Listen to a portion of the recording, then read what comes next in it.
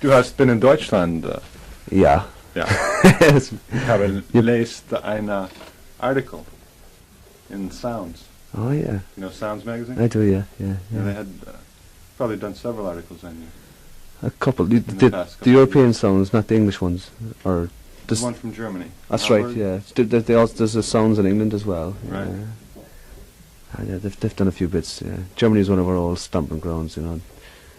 One of our old spots. They like that heavy music over there. What's that? They like the very heavy music over there.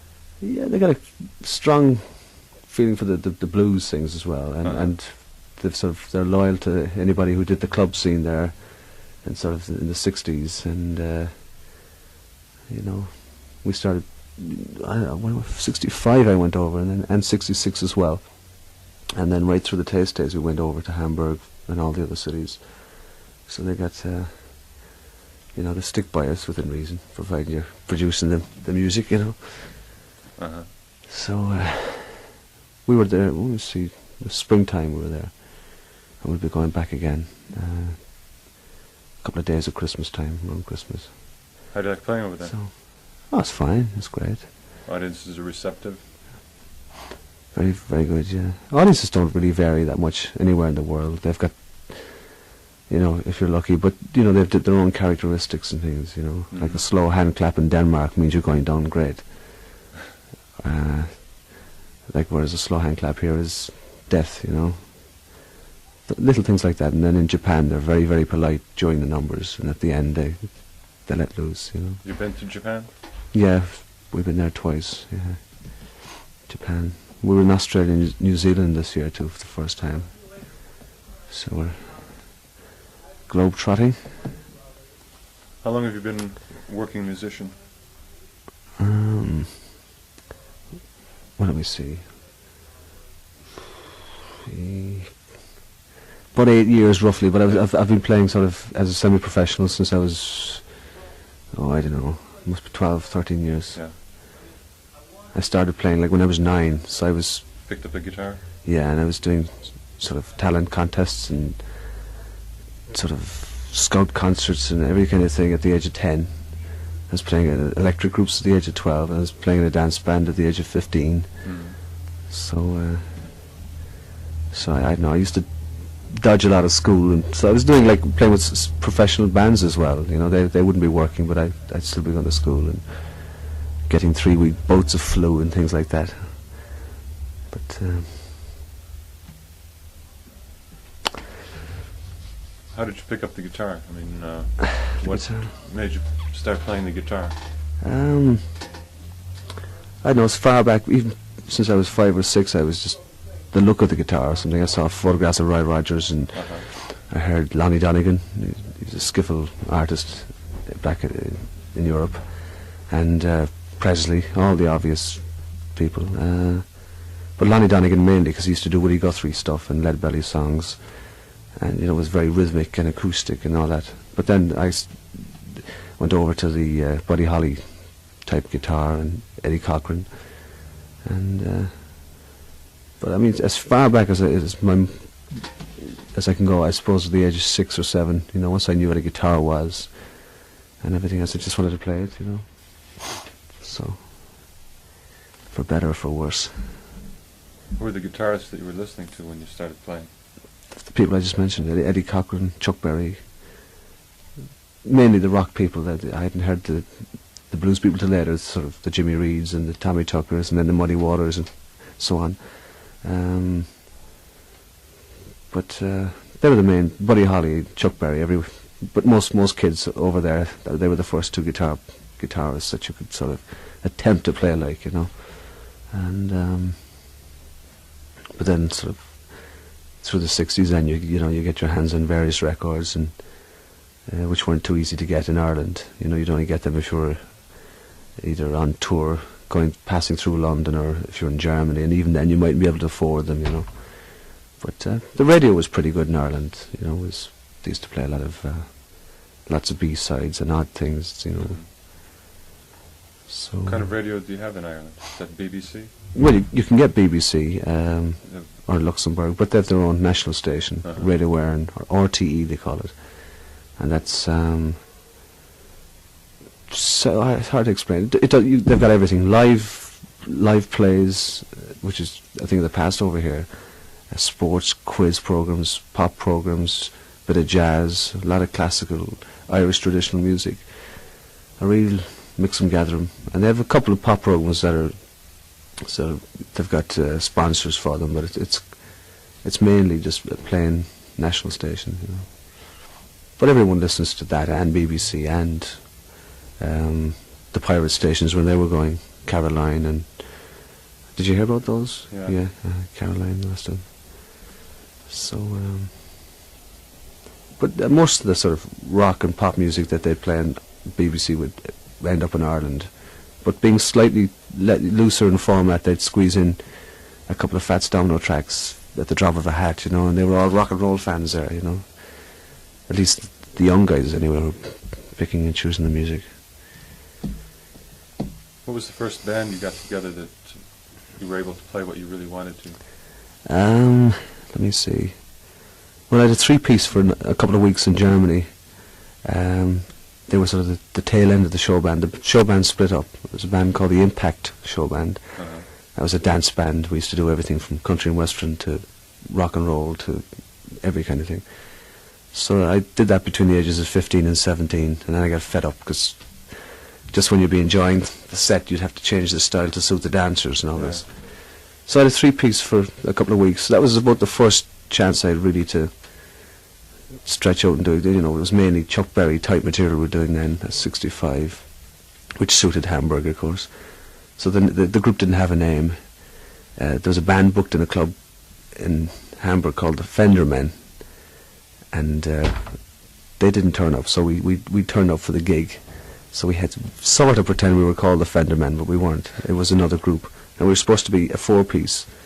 We got a photograph taken with a fictitious organist, a friend of ours, who couldn't, he was tone deaf, but he just stood and looked like he was so we got there and we said he got sick and he got his appendix out or something, and he'd be over by the weekend, because in those days a three-piece group was just a non-event. No one sort of, they thought a three-piece group was just a rhythm section, you know, they didn't think it could work. A four-piece, yes, but because the only three pieces around at that time, there was a group called the Big Three from Liverpool, a really great three-piece. And there was a four-piece group called Johnny Kidd and the Pirates, and they were four-piece, but like three instruments, you know. And then, of course, Hendrix and the Cream came along, so it was all acceptable after that. So that lasted a few weeks. I went back to Ireland then, spent a couple of months around Christmas of 66, or leading into 66, and then I started Taste with a couple of guys from a group called the Axles in Cork. And that was February, March. We played all over Ireland, went back to Germany again, the middle of 66, and really sort of got it musically organised there, because playing 7 hours a night and all that sort of thing. So then we went back to Ireland, tried to get some gigs in London, back and forth. Then we moved our base from Cork, which is in the south of Ireland, to Belfast in the north, and worked out of there because there's a better club scene, and we got a manager. And eventually we got a couple of audition gigs in London at the Marquee, and we went across to do those, and interest began to build up, and we decided we'd move over in May of 68, and we had a contract by October, and then we did the first album. Well, the lineup changed that summer, and then we did the first album, I think it was November of 68, and we just sort of stayed there then, but still kept going back to Ireland occasionally, you know. Yeah, so there's my potted history. Pardon? There were 2 albums out with Taste? 2 studio albums, yeah. They released 2 live albums after the band is split up, but I don't regard them as official albums. They're just live tapes that somebody found, and you know, it's a pity we didn't. We should have done a genuine live album, because it was a very exciting band live, you know. But the 2 live ones that came out were like the last 2 gigs we did, and naturally the band wasn't exactly in its best mood, you know. But still, they're interesting to listen to. So we did 2 albums anyway. One was called Taste, the second was On the Boards. Right. We used to play that a lot. Yeah? Back in 69, 70. Which one, On the Boards? Yeah. Yeah. I still like that one myself. We had a good time making that. good atmosphere during it, you know. Bit of jazz influence in your music. Fair bit. It comes in and goes out. At that particular time, I was listening to more jazz than blues even, which is, like, it's hard to visualize now, but I was very interested in Ornette Coleman and Pharoah Sanders, saxophone players, not jazz guitar so much. But if, you know, you pick a bit of the old jazz feel, let's put it that way, from playing with a show band, because it's saxophones are the big thing in the show bands and brass arrangements and things. So you learn a very kind of a faint taste of jazz from it. Then I got really interested in it, and it's always crept in. But I never went totally over to jazz, you know. It gets to most musicians eventually, though, at some stage, and it's good for the music, you know. Who's in the band with you now? Same three guys for the last 3.5 years. A fella called Rod Diath on the drums, Lou Martin on the keyboards, and the bass player, Jerry McAvoy. He's been in all the albums I've done. So it's pretty permanent now at this point, you know. How did you happen to switch from Polydor over to Chrysalis? Let's make a deal. Let me see. No, I filled out the commitment. I made the 6 albums for them, and next time, you know, I wanted to change a company, you know, and an energetic young company that had the right type of interest and so on, and Chrysalis looked like the best bet, and because they started in England, and the guys who started the company are kind of aware of me for years, because they used to promote university gigs and things in the north of England, and that's a plus factor, because they know where I came from and they know what I'm like, as opposed to, say, a company and you meet the guy and he's never met you before in his life and so on, you know. Besides, they've only got a small stable of artists, and they concentrate on them as opposed to having too many, you know. But so we'll see what happens. What's happening in the Irish music scene these days? Well, the big noise is a traditional group called the Chieftains. They play classical Irish traditional music, as opposed to, say, the Clancy Brothers type of Irish music. And there's a group called Thin Lizzy. They had a hit with well, they're beginning to make a couple of waves again. They cooled down after they had that hit Whiskey in the Jar. But the internal scene in Ireland is a bit dead in the north, which was always a great city for music. I mean, Belfast and Derry, but now with the Troubles, it's pretty well, I don't know, fellas do gigs, but there's no real organisation there. Down south, there's a fair bit of activity in Dublin and over the country, and the groups now are kind of the norm, instead of like having to have 8 guys in a dance band or anything. Groups are becoming quite accepted in Ireland, because the show bands were the cornerstone of Irish music for years, you know, because Irish people like to dance and they like to hear a variety of music, you know. But the young people, sort of coming up in the 60s and 70s, they want to hear groups and rock and blues and what have you, you know. So it's reasonably healthy. Yeah. Oh, there's another group called Horselips. They're beginning to, I don't know, they've gone to a certain stage over the last few years. They've mixed Irish traditional music and rock. I mean, have you heard them? Sure, they have. Maybe 2 or 3 albums by now. You must have. Sorry to Me, Happy to Part. Sorry to Me. What else? I think it's the 4th one they've got out now. Yeah. They're very good. Yeah, interesting. Yeah.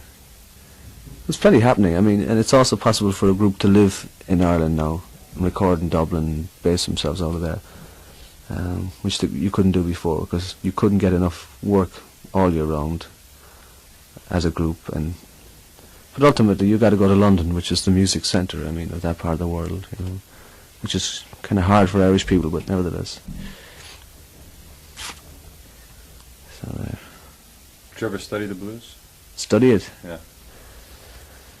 Depends on what that word means, you know. I mean, study it sort of catalogue numbers and note for note, and if the guy had a cold in the morning of the record or that sort of. I don't believe in that kind of thing too much. No, I mean, I probably know a hefty lot of knowledge about the different artists and certain records and so on and so forth, and the whys and the wherefores. But I don't try and diagnose it to see why should I be able to sing the blues, and where did it come from, and you read that out of books, but it's the feeling. If either you get the feeling for it and the conviction to be able to do it, play it, or not, and that's the way I look upon it. But you get a lot of guys and they say, the only records I like are the ones Muddy Waters did before he bought the electric guitar, and Chuck Berry, I mean, you can't listen to him, he's totally sold out on the blues, and I believe in a purist blues, fair enough, but I also believe if you can do something new and it leads you to something else, that's fine. And it's a shame to just only listen to blues and not listen to anything else. That's terrible, because I don't think guys really like blues then. It's just a kind of a thing that they get into, like librarians, and they say, this is my music and I can be more pure than the guy next door, I know all the facts. And there was a different B-side on Bo Carter's 5th record, recorded on June the 5th, and he had a elastoplast in his left hand because he cut it on barbed wire the previous night, and they'd go crazy on these facts, I know. Do you ever meet these guys now? Yeah. You see a lot in England, you get them. You do much jamming? A fair Other bit. musicians? A fair bit, yeah. Not as much as I'd like to, There's not that much of a jamming scene in England anymore. There was at one time. But it's beginning to come back in again with the pub rock scene. It's one thing about the blues, that people never played together can get together and jam very easily because of the basic structure. Oh, it's the easiest one to get, and it's also a little more inventive than playing rock and roll. Mm-hmm. I mean, I love rock and roll, but playing it all night, the emotional content isn't as wide as the blues thing, and the blues thing, you can sneak off into little jazz things, or you can sneak into the folky side of blues.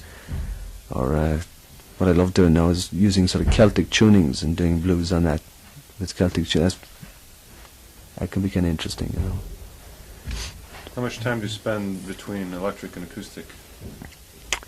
Well, on stage, if we do a 2-hour show, I do about 2 to 3 acoustic numbers. Off stage, I don't know. Off stage, about 50-50. Yeah. I play a lot of acoustic off stage, and because then you're playing on hard strings, and by the time you get on the electric guitar, then it's just like playing Jello. It's so easy. But the characters, they're two different instruments, really, I think. Sure. And people say any electric guitar player can play acoustic and vice versa. They can, but it's not. It's just like slide guitar isn't only just sliding up the 12th fret, and that's it. They're almost different instruments, particularly if you get into tunings and different finger pickings and things like that. Okay. That was short. Anything else you want? Anyway. You sure? You'll be coming back through town? Oh, we'll be back. We were scheduled to do a concert here. When? First of all, it was a couple of weeks ago. Then it was during this tour, but it looks like it might be the January tour. We're doing 2 tours, Mm-hmm. both sides of Christmas. The reason why we didn't do the first Chicago date is that the album wasn't going to be out until November 1. We thought it would be earlier, and it'd be a pity to do a gig without the new album after so long, So there we are. So it's called Against the Grain, the Migraine, if you want to call it that. I've rechristened it, no matter what anyone says. Yeah. Okay, thanks a lot. Okay, cheers.